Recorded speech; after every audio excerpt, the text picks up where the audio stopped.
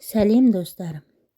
Жәнібекті асырап алған Валерийдің айтуынша, ол Қазақстанға келмей тұрып, Жәнібек туралы алдын ала білген, фотоларын көрген. Одан бөлек Қазақстаннан бала асырап алуға Америкадан да адамдар келген. Жәнібекті асырап алған анасы Валерий оқырмандардың сұрақтарына жауап берді. Сұхбаттың толық нұсқасын Жәнібек Савельев өзінің әлеуметтік желідегі парақшасында жүктеді. Құрметті әке-аналар, аға-әпкелер, асырап алған анам Валерийдің атынан сұрақтарыңыз бен тілектеріңізге алғыс айтқым келеді.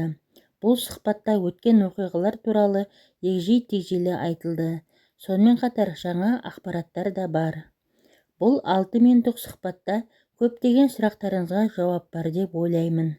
Біз бұрын білмеген мәліметтер де шықты. Эмоционалды сәттер де болды.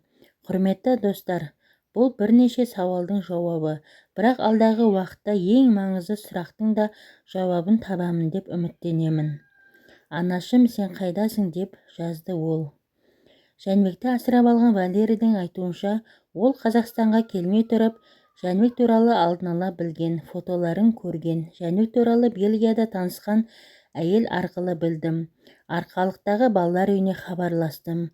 Балалар үйі Жәнібекті ұсынды. Мен Қазақстанға келмей тұрып, электронды пошта арқылы жалғыз Жәнібектің суретін көріп мәлімет алдым. Арқалыққа келіп балаларды көргенде Жәнібекті танып тұрсам да танымағандай болдым. Маған солай істесін деп айтты. Бала таңдағандай өтірік істеп тұрдым. Бельгиядан Алматыға ұшақпен, одан Арқалыққа мені 2 ер адам көлікпен алып барды. Шынымды айтсам, қорықтым. Сол 2 ер адам мені үйіне жеткізді. Оның әйелдің кім екенін кейін айтып беремін. Сол үйде түнедім. Менде Қазақстандағы балалар үйін таңдайтындай мүмкіндік болған жоқ.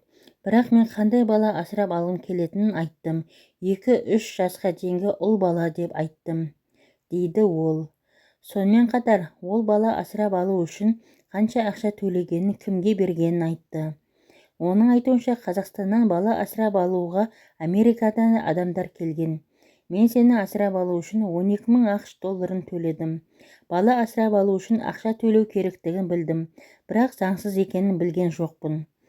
Мен Арқалыққа барғанда ол жерде Америкадан келген басқа адамдар да болды. Олар 20.000 ақш долларын қолма-қол төлеуге мәжбүр болды.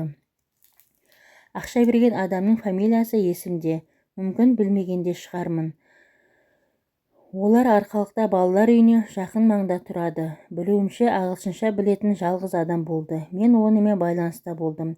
Бірақ Жәнібекті Бельгияға алып кеткеннен кейін байланыста болмадық. 12-13 жасқа толғанда Жәнібек туралы көбірек білу үшін ол әйелге электронды пошта арқылы жаздым. Ол кезде Жәнібек басынан қиын кезеңдерді өткізіп жүрген. Сол әйел көмектеседі деп ойладым, бірақ көмектеспеді. Мен делдал арқылы Қазақстаннан бала асырап алған әйелмен таныстым. Бала асырап алуға алғашқы қадам жасауға сол көмектесті. Бірнеше жылдан кейін сол көмектескен әйел агенттік ашты.